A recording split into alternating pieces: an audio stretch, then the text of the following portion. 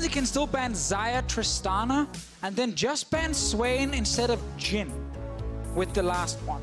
There's no way Rekkles is gonna be the main reason Fnatic wins by playing Jhin over something like a Swain.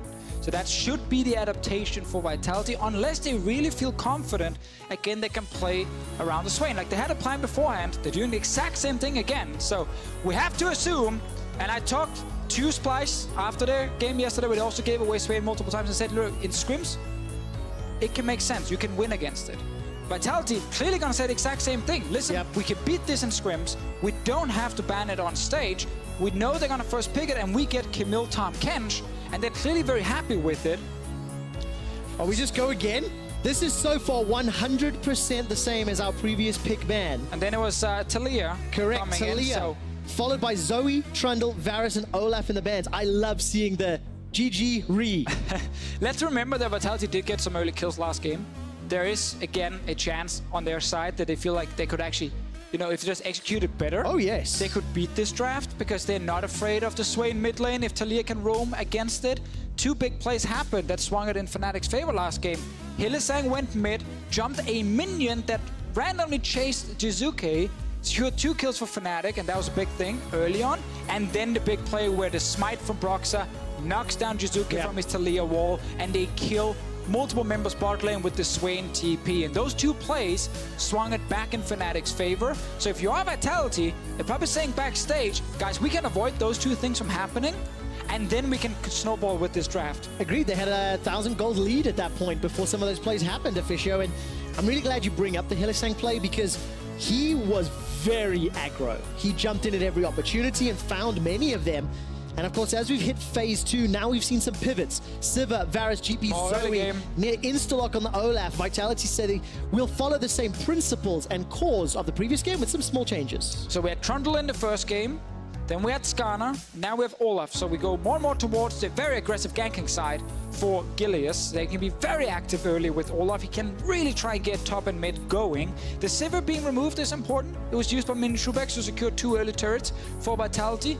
Not gonna be the case here. We get that Trundle answer to Olaf, where again the 1v1 is where Trundle is very strong.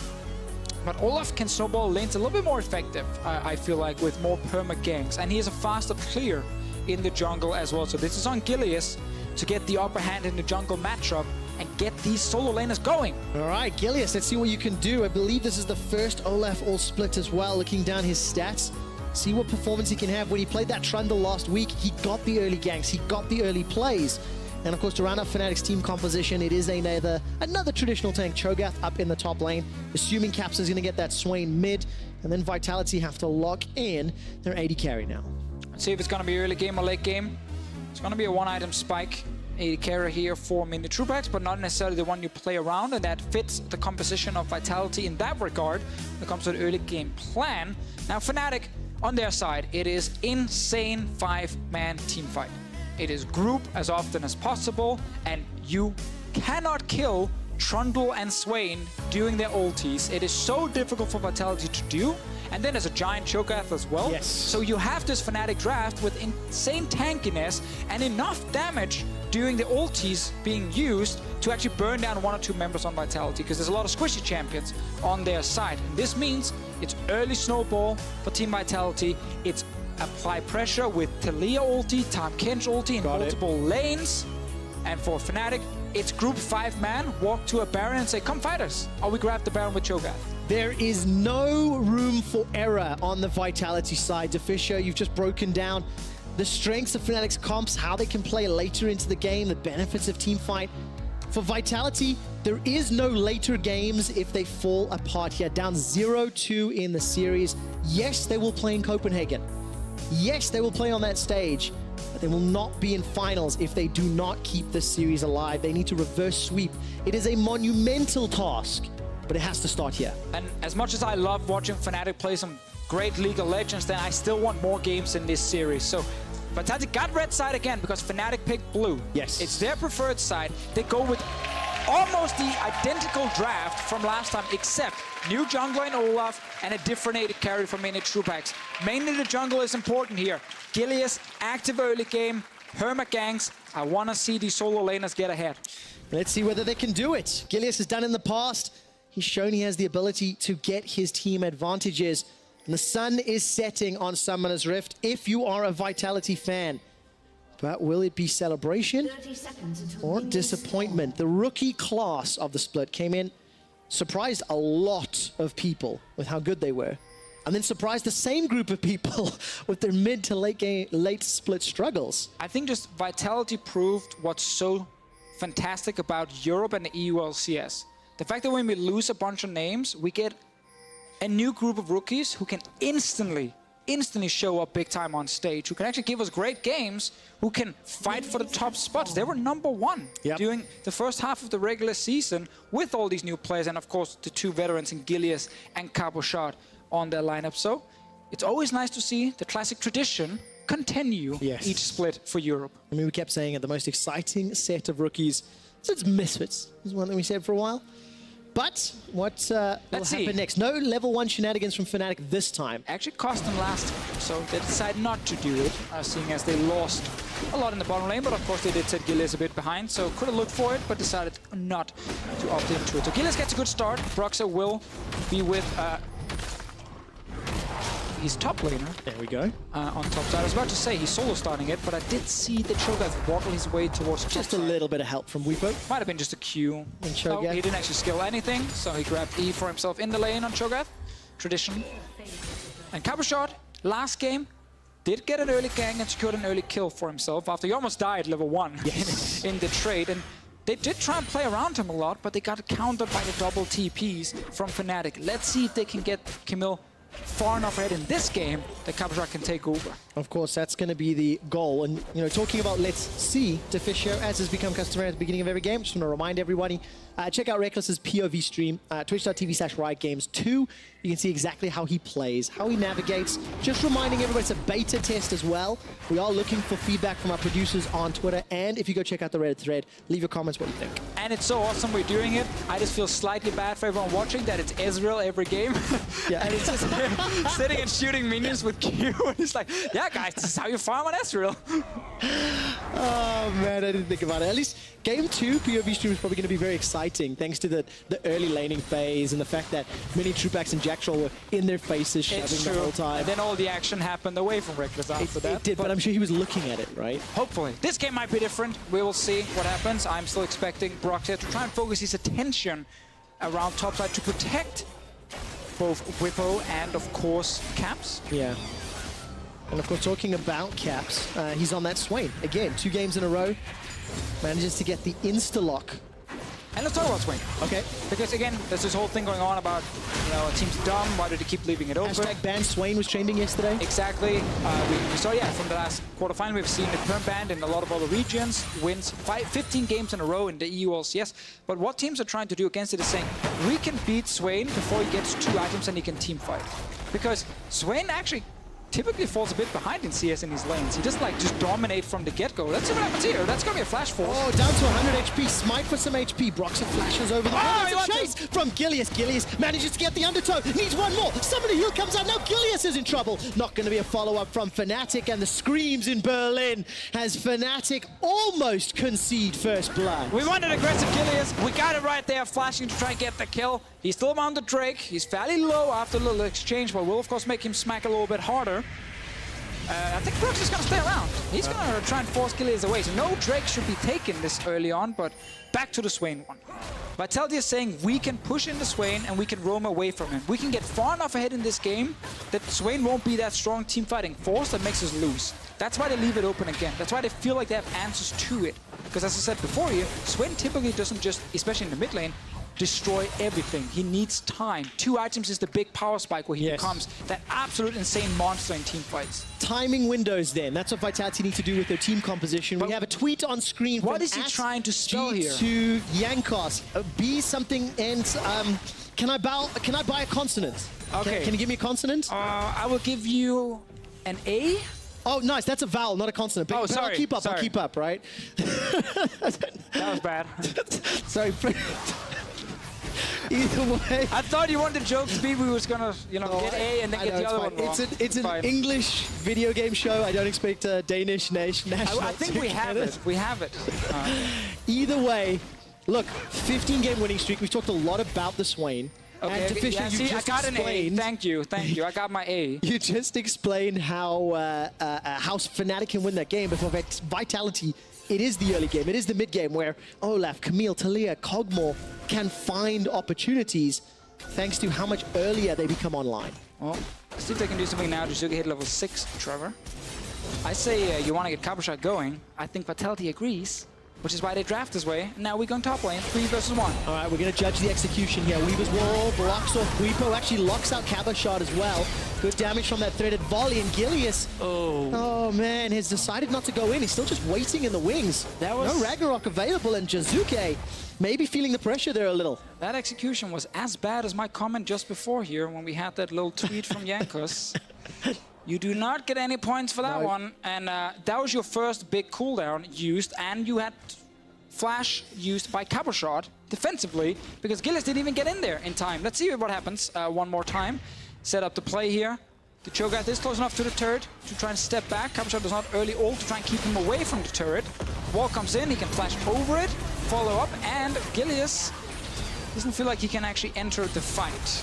And suddenly, we are no gank. Yeah, we are indeed. Bwipo decides to continue pushing forward for some reason. Will get shut down. So despite Vitality messing that one up, Bwipo overextends and gets taken out. That was the plan from Vitality. Get his flash, then he's gonna overextend after, and Gilius can show up and get the first blood for his team. So they get something top.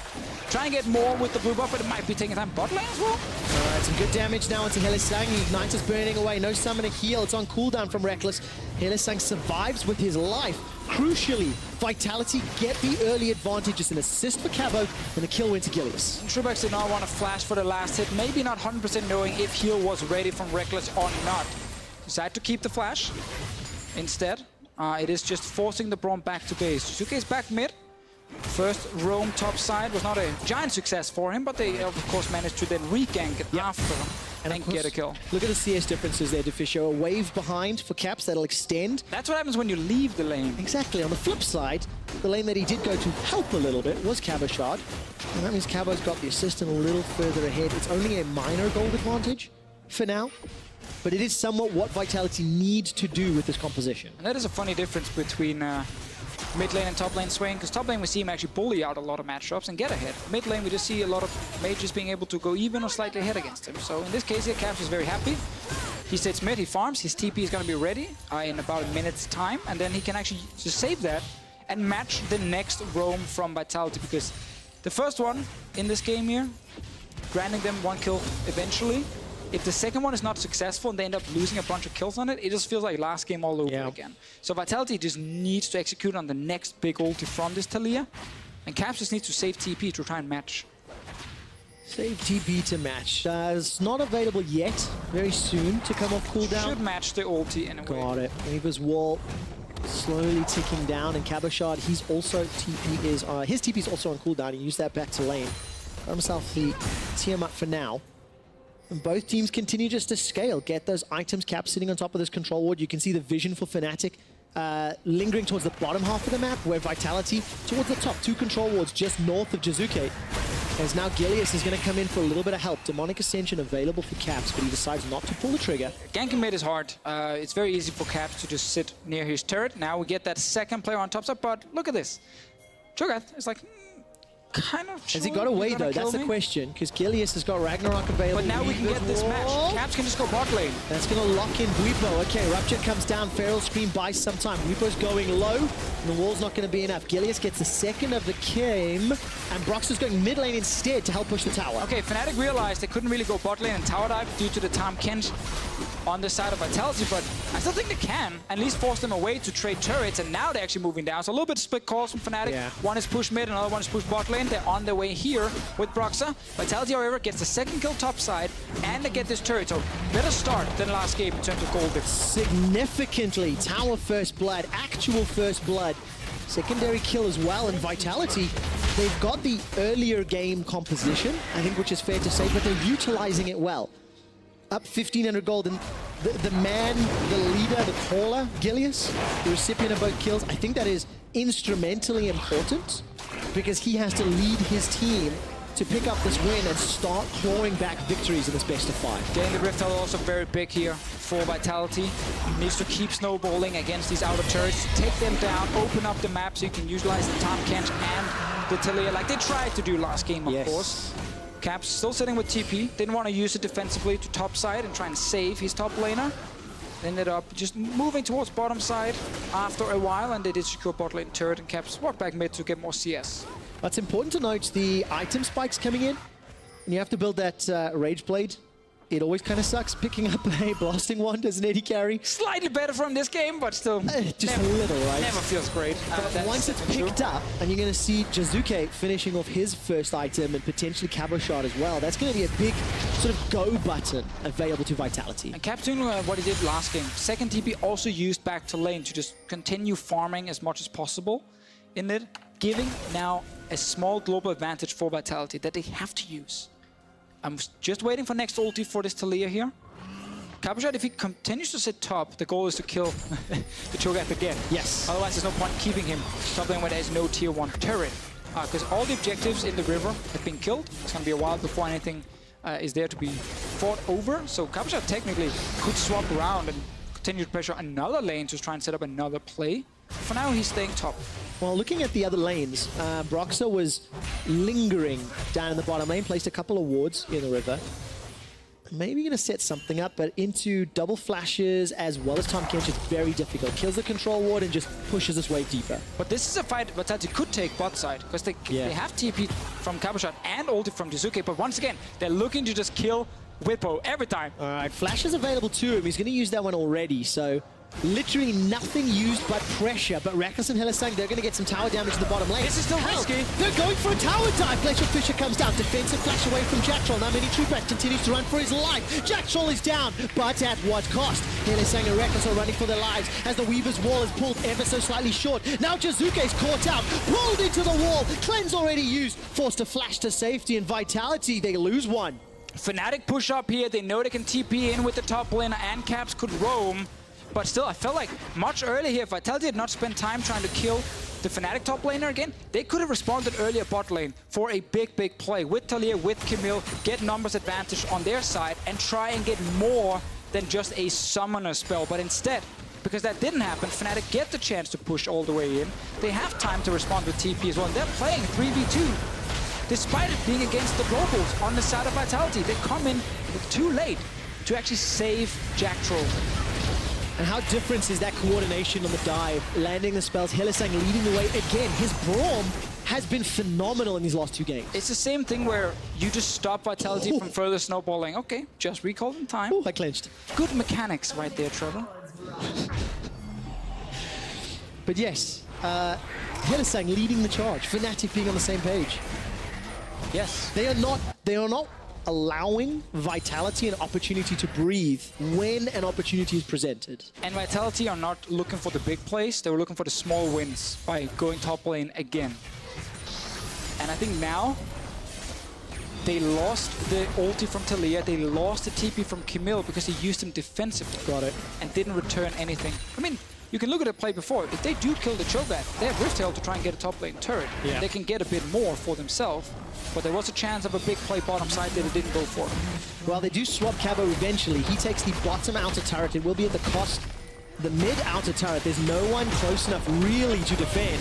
Hylissang once again dashes forward, gets a tag of the Winter's Bite, but nothing further. And we get that same thing where Caps just controls mid all the time, and he just keeps pushing it. So whenever Vitality do not play mid, Caps gets to the turret. Now he gets, you know, a bit of help from his team, and they secure turret. They even get the Rift Hole because he was almost running out from Gilius, and it's just coming in the mid lane. Okay, so Herald was summoned.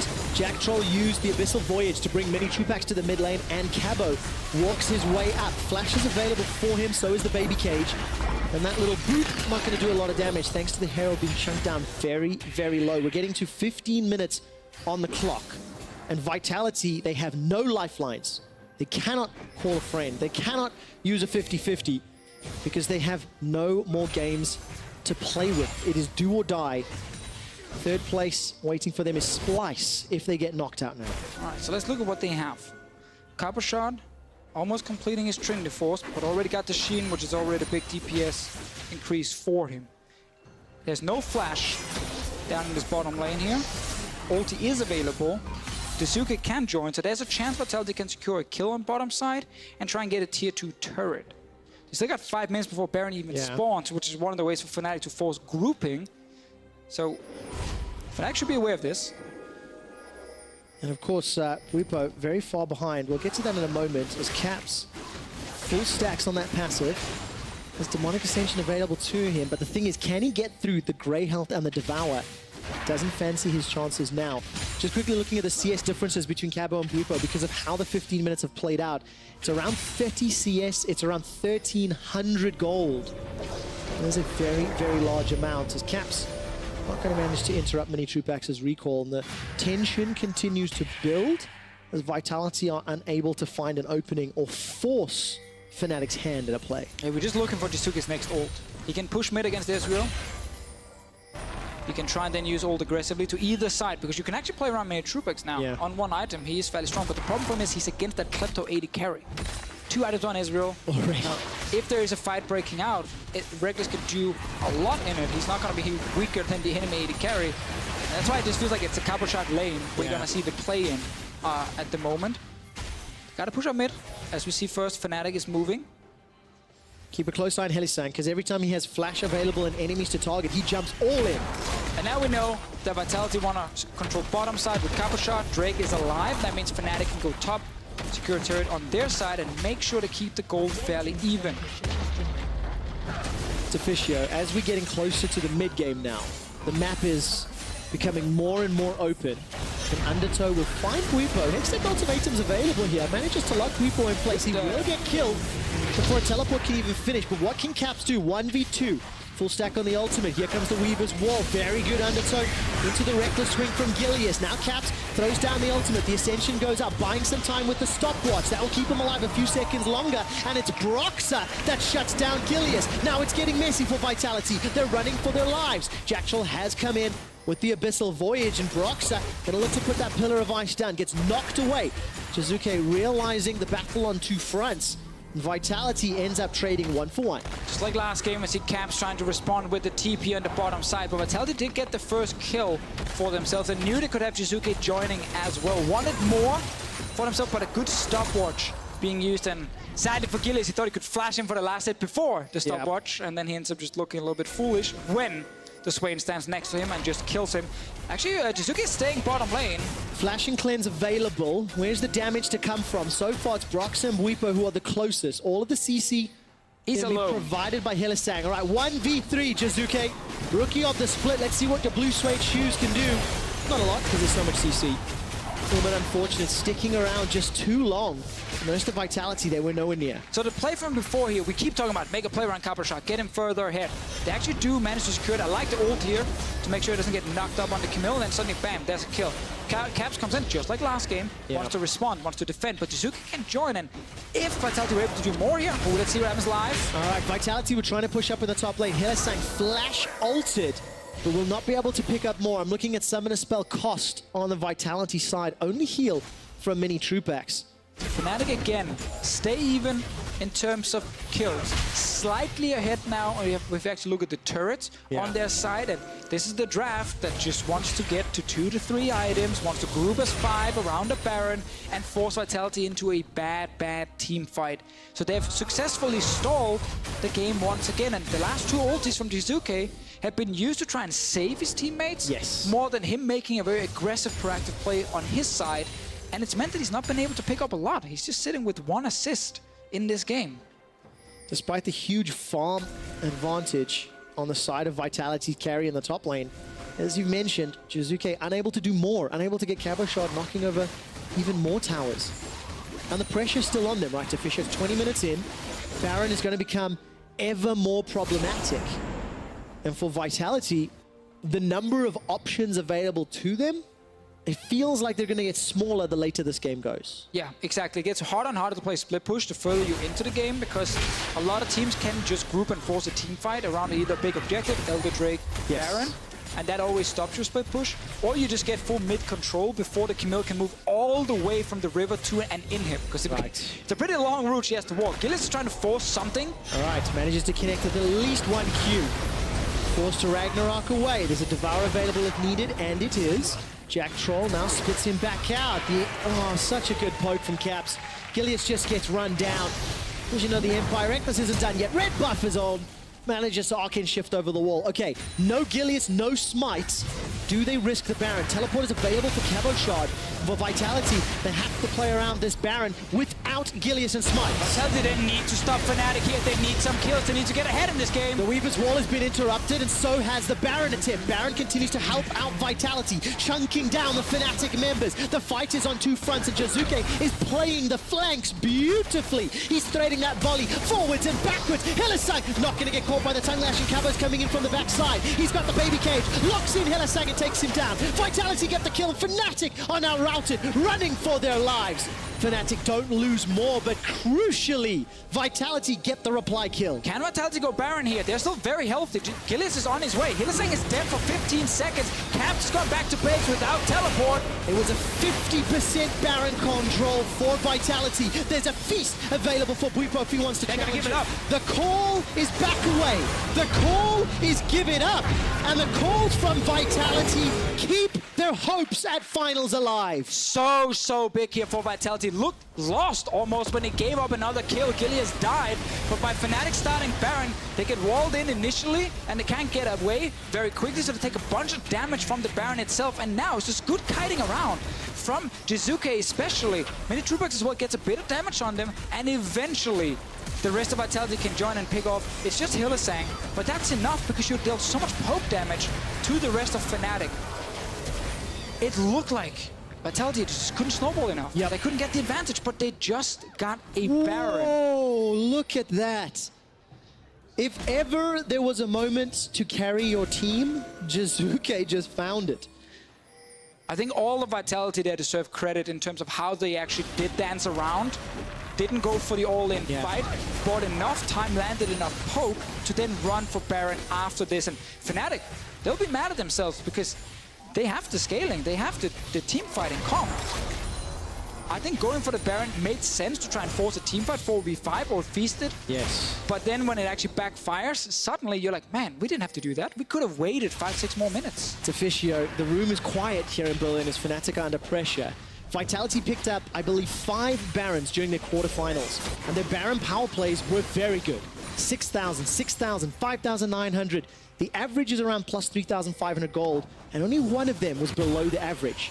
We'll equate how effective the Baron power play is here today, but they're setting themselves up for a potential kill, for a potential tower, and Caps is the focus. Demonic Ascension will buy a lot of time in Hourglass, and Gilius is forced to run away, but he gets chunked down instantly after. Jiizuke is the man that secures the final kill. In goes Cabochard once again. That's a second for Vitality. They are not done.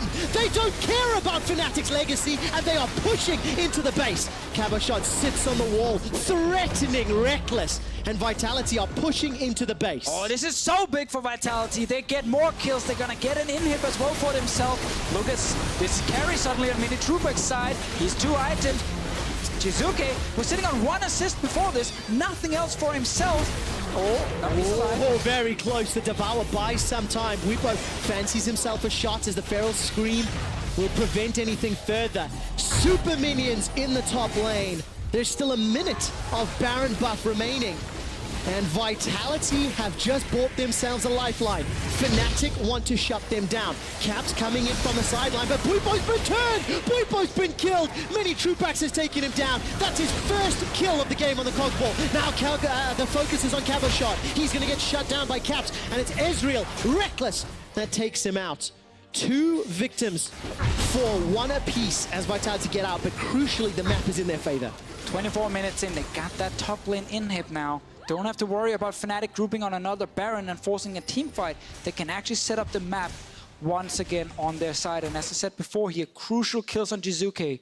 2 full items now, a lot of gold as well sitting ready for him to spend when he goes back. And it all starts with him using what we've seen a lot of times from him. Wall off members when they're trying to siege on this turret, and then just focus the first guy. Caps thinks he can buy enough time with the Hourglass, but a lot of return damage comes in, and now they know, okay, we can go for more. The carries are left untouched, and Vitality wins a crucial fight. And you just showed the gold leads they get when they pick up Baron. They are good at Baron. This is going to be another one where they're going to get between 5,000 and 6,000 gold from this Baron power play.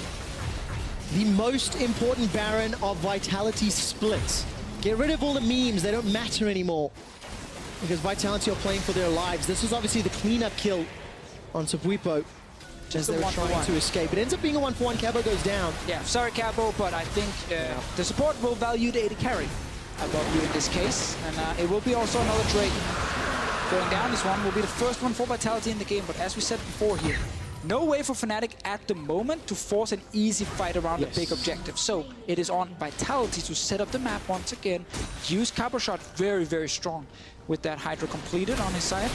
And Deficio, you talk about the Hydra, but 2-3 item spikes across the board for Vitality. Fnatic playing a little bit of catch-up, of course. Bwipo, his CS deficit continues to grow.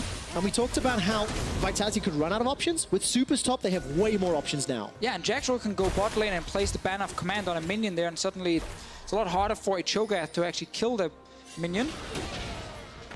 Only 4k1. Yeah, a lot of the outer towers had already died. It's true. It's still above average. I try to be dramatic with the 5,000 to 6,000. You're allowed to be. No one cares about the actual number.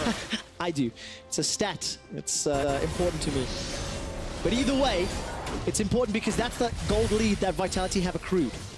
26 minutes in, and they're sieging 2 lanes. Look at the supers in the top lane being defended by Fnatic, while Vitality are pushing multiple other lanes, and now the execution is what we evaluate. How well do they push without Baron, knowing that they've got this team composition that has to play the map? And I gotta say, it's an interesting choice that Rekkles went for QSS in this game. I don't actually feel like there's a lot he's gonna use it against on the side of Vitality, and most of the fights he should be able to stay fairly safe. If Cabochard is onto him, then that's already an issue for Fnatic. Facial Fisher comes down from Hylissang again. He's very trigger happy today. Jacktroll devours Jiizuke over the wall, and despite the tower not going down, Vitality secured the 6th tower in the bottom lane. Gee, that fit into the Baron power play? Yep. It would have got you a 5k, dude. Thought they were gonna get the bot lane turret earlier. Not this time around.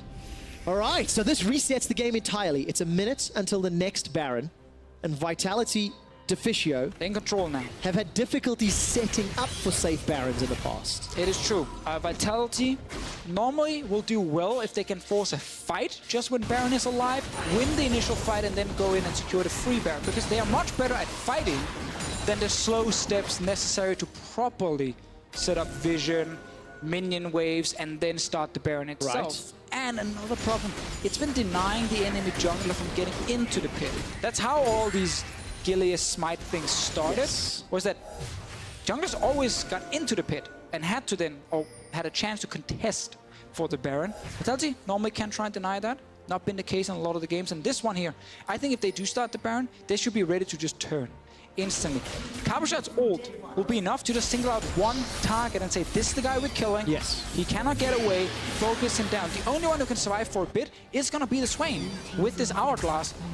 This Cho'Gath in itself is only on 2 items. He's not that tanky compared to the damage Minitroupax can deal. Like, his build is perfect for burning down these tanks. I mean, there's 4 damage dealers on the side of Vitality. They will burn through Cho'Gath's hit points. And that's so huge with them now getting ahead in items, because as we talked about earlier, like when they have a lot of squishy players, it gets difficult if you're on even setting going into a fight, because you die so quickly. But it might not be the case yet. Look at bot lane. Jiizuke is down here with Cabochard. Yeah, Cabochard doesn't even need help. He's already chunked Bwipo down. 1,200 hit points. That's going to force the flash.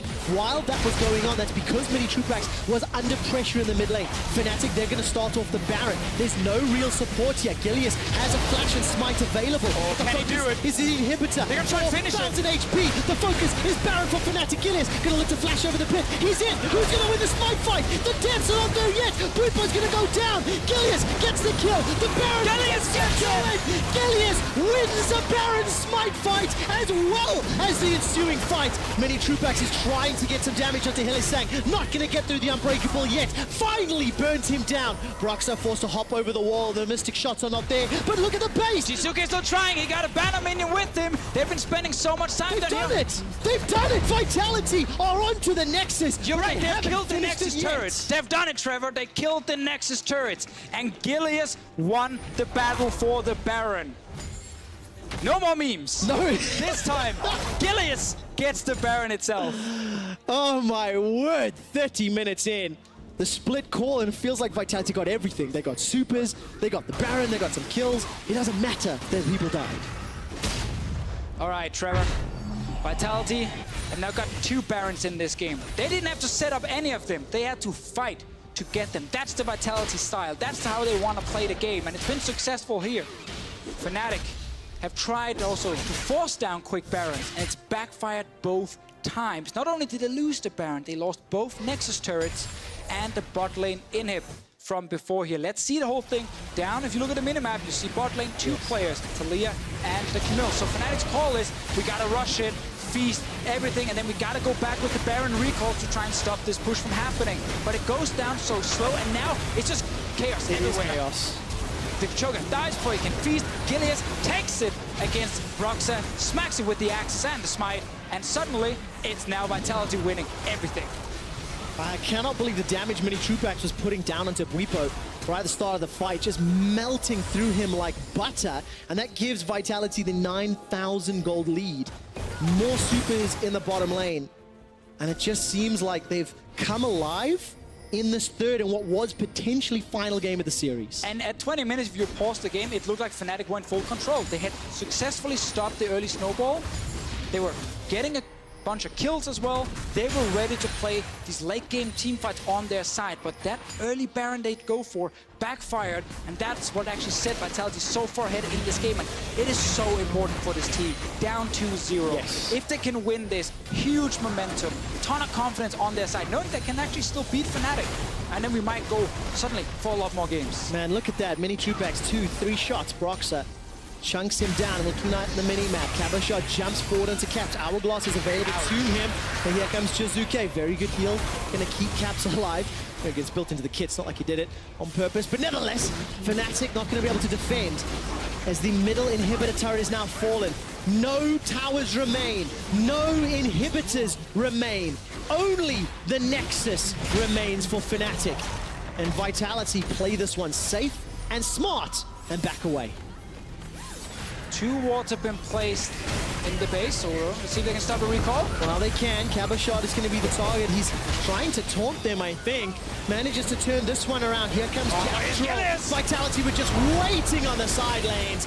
Gilius is Ragnarocking through the Fnatic roster, and despite the damage of Caps' Swain, despite the 15-game win streak, despite the legacy, Fnatic are going to fall for the first time in the semi-finals. Vitality turn their attention to the Nexus, and ladies and gentlemen, we have a series on our hands as Vitality strike back. And it all comes down to the 20-minute mark around the Baron. Who cares about how your Baron setup looks if you're never the one setting up Baron itself?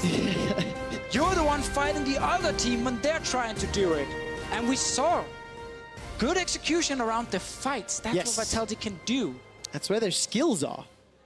But man, the fact that the I got a little carried away around those Baron plays. When Gilius got the Baron, that was a hero moment for me. Man. The one man who's been so heavily criticized for always losing the Baron. He gets it, and they already took down double Nexus turrets. You couldn't script this any better. You literally could not. Vitality get a monumental victory in their life-saving game. They're still down in the series. They still have to really step up because that game was still close. That game still could have gone Fnatic's way, but the momentum and the confidence is going to help. They beat Swain. Whoa! What? No Yankos, your tweet is no longer relevant. I bought the consonant and it didn't matter. 15 game winning Swapped them streak. around earlier, but important to note how they were like, we give that Swain again. Yes. We banned 3 semi-AD carries, and this time we try and play around Swain a little bit more effectively. Right. I know we can just look back at the early game and say, man, it still didn't really fully work for them, but they had to go for crazy outplays around the Baron. But the fact it happened, that's still huge for them. What's also important is those outplays you talked about. That's exactly what Rekkles was talking about that he was afraid of. That's exactly what Perks and Yankos were saying that Vitality have in them. That type of crazy, insane, opportunistic fight that Vitality just pull out the bag, that's what they did. That's how they won the game. It's true. But if you're Fnatic now, backstage, I'm pretty sure the team is saying, okay, calm down, everyone. We had it under control. We didn't have to rush that early Baron. Yeah. Next time, if we have the same kind of setup, because most likely we'll have, again, Fnatic blue side and Vitality picking red side, they can play just like they did. Yes. And just don't have to rush anything early, because they had a great setup for late game fights. I think so. Fnatic should still be fairly calm, but Vitality, this is big. You know? I hope they are, because I'm sure as hell not. Listen, Vitality, they fight back. They brought the series back to 1-2. For a closer look, let's take a look at the analyst desk. Thank you very much, guys. Indeed, we have got a series on our hands. Vitality, they clawed their way back into this race for the final in Copenhagen. Before this game, at the end of game 2, I asked my analysts, what do you want to see from Vitality? We had Amazing saying we want to see a late game capable comp. We had VIT saying they should bank on the early game. Lo and behold, Vitality did all of it. So let's start with the early game and the... you can analyze your and the absolute, let's say, picking on Bwipo in the top lane. Yeah, I feel like it seems to be a bit of a let's bully the new guy strat. I mean, they just constantly look for opportunities top. Now, this was after the first gank that they tried top. Bwipo had already lost his summoner spells, and this was arguably a bit of a mistake from Bwipo. He should have had better control over the top side if he wants to push it that far. Yeah. But then Vitality continued the pressure. Jiizuke showing his expertise on this champion, constantly looking for roams and constantly trying to make plays on the side lane. Very similar to game 2, but this time they didn't overcommit. So what I really like actually about Vitality's pick ban, due to them forcing bot lane on the Ezreal every time, they basically deny the enemy bot lane potential to actually snowball really, really hard in the early game because they can't abuse the matchup as much. And they can completely shift their attention towards top side and win the game there. And I think that's something we should probably see continuously from now on, and they will probably just continue with that pick ban. And I just have to highlight that. Yeah, so keeping up those bans on the AD carry to neutralize the huge threat normally that Rekkles is, so we can't get into the game. Yeah, because I actually think that's a really interesting idea, because when you look at so far how the games have been going, Amazing, you said it at the end of this game, but Vitality are steadily getting better from game to game. Game 1, it was Fnatic with just sheer early game dominance. They had the stronger draft. They knew what they're doing. Game 2, we saw better early games from Vitality, yet they over-executed. They got a little bit too eager. And then in Game 3, we're kind of finding that balance. And while fundamentally the game came down to one decision, it's definitely an essence of growth from Vitality throughout this series. I have to agree with you. This is where I think I saw the growth of Vitality in this third game. Let's take a look at the replay, because in previous games when Fnatic tried to take the wheel in the mid game, they just let him do it. In this case though, Vitality, they take the fight at the right time. So the call here is really iffy for Fnatic. They put themselves in a spot where both the Kog'Maw and the Taliyah can actually dance around the amount of range that Fnatic has, because Fnatic's comp in itself actually doesn't have any kind of engage that is from range. And they're in a choke point. So they're in a choke point and they basically get surrounded all the time, and that's basically something you don't want to have happen in a comp where it's all about control, it's all about burst CC, it's all one-shotting a target. If you're not in the cone and if you're not the one basically controlling the space, that's what happens. So what you're saying is that when Gilius killed himself prior to this Baron, it was actually all part of a long con to say, oh no, we're gonna lose the Baron, oh no. But in actuality, they wanted Fnatic to start it, so they didn't have to be the ones to start it. That's what you're telling me right now. He has a large head, but his brain is not that big. Well, I wanna have you feast your eyes and your brains on this statistic right here that caught my eye in the game. The fact that when Vitality does get a Baron, their Baron plays are generally a lot above the average and through the roof. And I think that's also what we saw in this game. When they had the eventual upper hand and then had that Baron, they ran with it much like Fnatic did in the first 2 games. So I just want to point out the fact that Vitality was very decisive when they got their hands on the wheel. And also, we just have to say it again, no matter how good the moves were from Vitality, we have to give all the praise in the world to Jiizuke's Taliyah. Rookie of the split, man. You can see why. Like, he's picked Taliyah now 3 games in a row. Which we weren't too sure about, I was a little skeptical about it in the 3rd game, but they banned away the Zoe. They showed that respect towards Caps, but this guy is playing phenomenally. He had a great start to the season. He continued that performance. Yes, in the middle part when the champion pool kind of got limited and he was forced onto Azir all the time, he kind of struggled to find his form, but now he's found the champion pool again. He's able to make all these plays, and he's just such a core component of this Vitality roster. The Italian Stalin Amazing even said he's the best Taliyah in the world. I mean, I may take that back, depending on how the pick is going to play from now on, but I do think that the amount of movements, like basically on Taliyah, on a champion that has literally like 1 damage spell and then another CC and basically a zoning tool, you basically have to keep up the movements 24/7. You have to evade every kind of CC that is coming at you, and he's doing that perfectly. He's basically dancing around any kind of like engage that's happening, and it's just really beautiful to see. Fantastic to see. It means we got a match on our hands. One quick rest in peace for Vedius's 3-0 prediction. No. That's not going to happen. But I think for kind of the flow of the match, that is a very good sign that we see more action. For the best of 5 series, you still always want the 5 games, right? Like, and expectations were for me was that Fnatic would stomp. I'm curious as to how they change things up now moving into game 4. Let's talk about the biggest buzzword there is, momentum. Let's get in the heads of these rookies of Vitality. This will do wonders for them. First up, coming off this kind of a win going into game 4. Amazing. Yeah, there's a ton of momentum on their side. Obviously, they should be confident now that they can actually play, like, get ahead every game against Fnatic. Because obviously, they have shown it 2 games in a row now. And they should probably show it continuously. And what's more important is that Fnatic kind of seem to like have that sweat coming in, you know, where they semi-final almost curse? felt like they had to force that Nash, and I am more concerned about Fnatic's lack of like cohesion at that point than I am about Vitality's momentum. Vedius, are you as worried about Fnatic's state of mind? Nope. Nope. I still think that they'll just turn things around. I'm just an entire fanboy. That's the secret has come out. But I do feel that while Vitality have been improving, in my eyes, that was still a big mistake from Vitality that the rest of the players effectively compensated for. They used their individual talent to turn around a bad situation, and Fnatic should have read the situation better. But so far this series, Fnatic has felt like the better team, which is why I'm still on the Fnatic hype train. Yeah, basically the question for me is just like, how much is the difference between Source and Bwipo actually make something? Now is where we're going to see I think now it actually counts. Yeah, that's a great point. That veteran leadership of SOAS isn't there. How will Bwipo and Fnatic relax? Yeah, they should relax and get back in the game because they are still on match point. Vitality, if they were to win, have to complete the reverse sweep. It's starting to happen. It might happen. We'll see what happens in game 4. We'll be right back.